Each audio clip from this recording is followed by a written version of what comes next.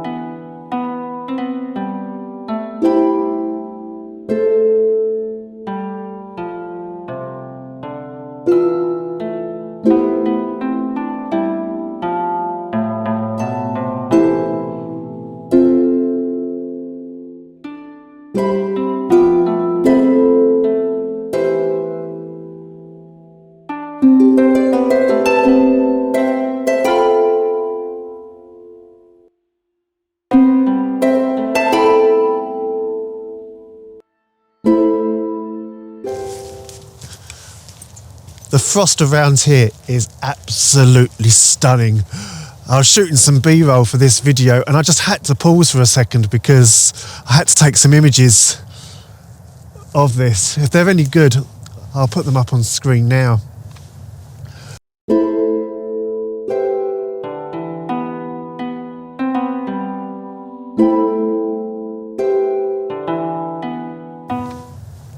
As you've probably guessed it, I am a photographer, well, trying to be at least. And if there's a message to this video today, it's a reminder that you don't need to go out miles afield to try and get a decent composition.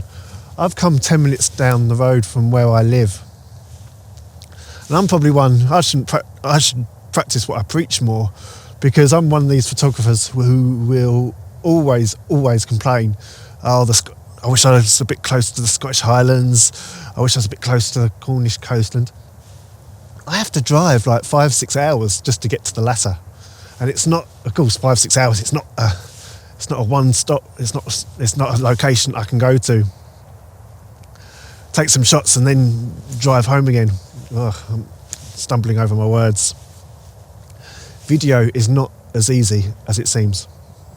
But like I say, I'm 10 minutes down the road from where I live, and I came out to this particular spot not too long ago with the idea in my head to capture a specific scene. And instead, I stumbled across something that I didn't expect, and that's the beauty of stepping out your front door, go and explore nature reserves, country parks. There's all these various different possibilities, all within easy reach. Let's go and I'll show you just what I mean.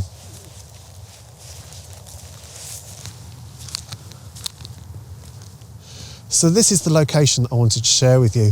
Like I say, I came down here a couple of months ago with the aim of shooting the castle that you see dominates the landscape in the background, and instead came across this beautiful foreground object that creates a bit of a mystery to the scene. I mean, it's a burnt out vehicle, I'm guessing, but what it actually is anyone's guess. How it got down here is anyone's guess, and that's the sort of mystery that I love adding to an image where possible. Hopefully at the end of this video you won't just be going, oh, that's a nice shot, that's really good, at least I hope so, but you'll also be asking yourself those similar questions. Hopefully you're asking those similar questions to yourself now watching this video. I just love how you've got the rusty colours that kind of just bring out a little bit of contrast, and then you've got that one tyre at the back.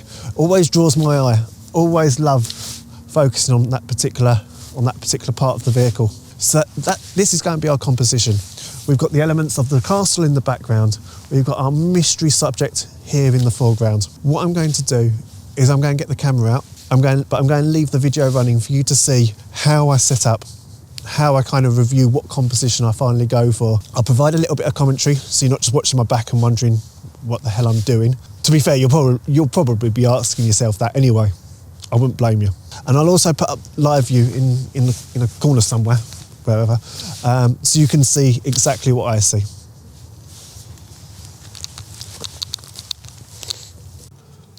So today I'll be using the Canon RP with the 24 to 105mm kit lens. Live view is up, as you can see, so let's get narrating. For this part, you'll only really get to enjoy looking at my back, but as you can see, I've dropped low to begin with so that the mystery subject becomes the standout focus.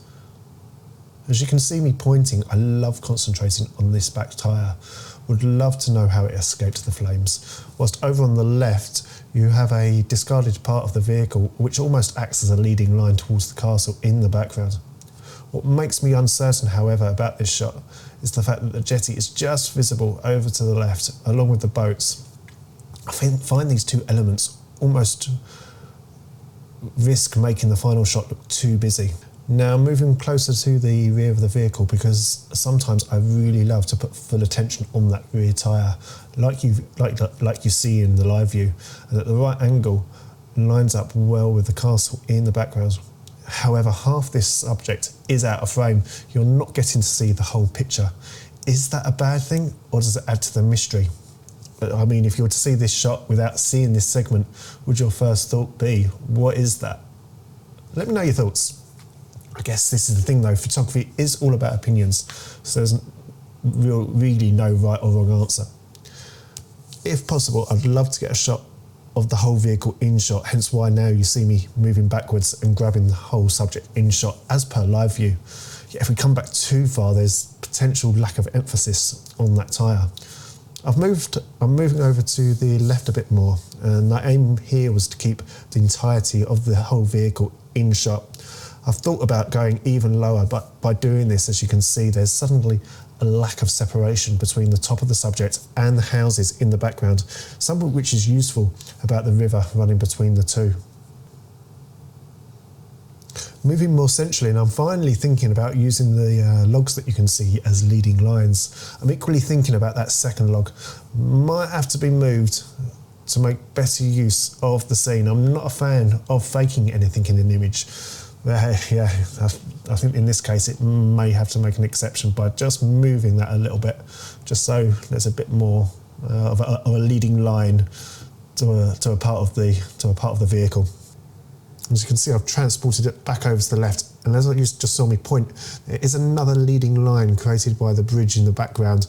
I absolutely hate using that bridge. It can be such a nuisance to cross in such busy traffic. But as someone who knows there is a road there, it almost helps draw the eye towards the castle in the background. The last option is I could come over to the right of the subject, as you see me doing now, ignore the tyre completely and get a more frontal shot. Oh, don't want to step too far back out of shot, you'll wonder where I've gone. But of course, you can see my shadow just to the left, and we really don't want that to be in the final shot. Whilst we don't get the tyre in this shot, we do get that frontal view, and there is a buoyancy aid just over at the back, which must of course be to ensure that it doesn't float into the river at high tide and so cause a risk for any boats travelling past. Yeah, decisions.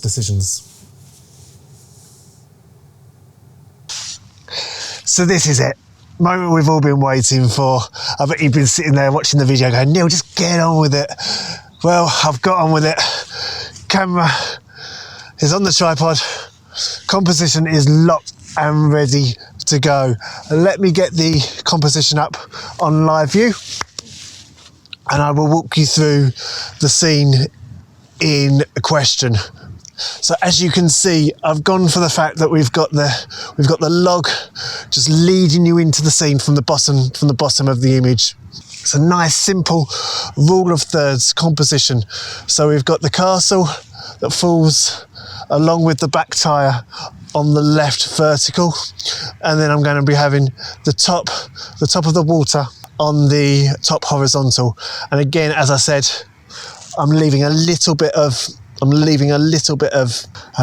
separation between the object and the buildings in the background. So, settings. ISO 100, we want as little noise in this final shot as possible. Doesn't matter how slow the shutter is, however, just need to remember to set the 2-second timer. Something I always, screen's just gone off, lovely. Something I always forget to do. It's something I always have to redo the image afterwards, because when I press down on the shutter, I use the touch screen. I need to make sure that there's no camera wobble, which might create a little bit of blur in that final image, which makes it a wasted trip straight away. Other settings we're going for, shutter speed 1/20th of a second. It's a lovely, beautiful day out here. Finally getting a day without rain. We've had far too much of it of late. It's been frustrating sitting at home and wanting to get out with the camera and you're not able to. And the reason I've gone for 1/20th of a second is the histogram. I'm exposing to the right as far as possible to ensure that I then have as much data to play with in the foreground in that final when I'm playing around in post. So that's probably the extreme, that's probably the most extreme that I can go to on the right. Aperture f13. I'm focusing in on the tyre. I'm not too bothered if the castle isn't in focus. The main focus of this shot is the mystery vehicle here in the foreground. What I'll be doing is I'll be taking a minimum of 2 shots though, and if I expose for the bloody helicopter's back, hopefully you can't hear it, apologies if you can. I'll be exposing for the mystery subject, which means that if I take just the one shot at 1/20th of a second, the sky is going to be flat, it's going to be white, it's going to be boring. There's nothing I'll be able to do to save it in post.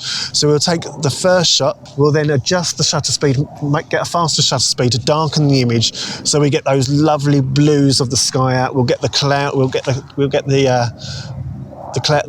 whispers of cloud that can be seen in the sky.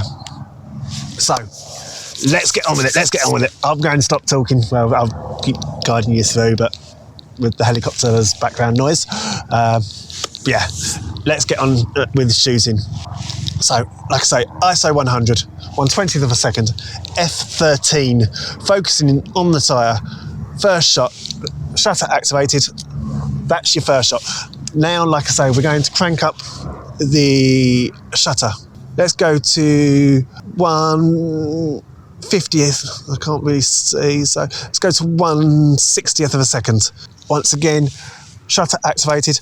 There's the second shot. And again, let's just go for a little bit of a caution. We're going up to 1/100th of a second. So going a little bit darker, probably a little bit extreme, but it doesn't hurt. It doesn't hurt.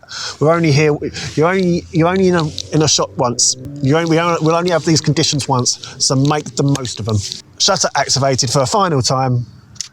There's the shot, and hopefully, if it's come out how I wanted it to, it'll appear on your screen now.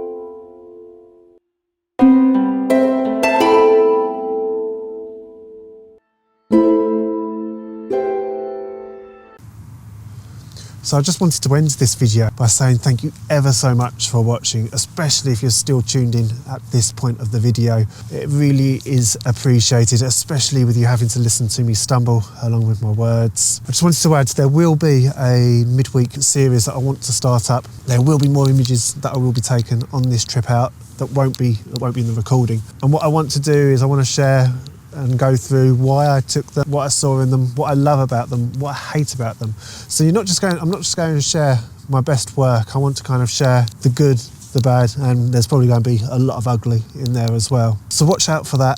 But for now, I think I'm just going to sit back, relax, and enjoy this scene. Like I say, we've not had too much great weather this winter, so I'm going to take advantage of it. See you soon. Bye for now. Done.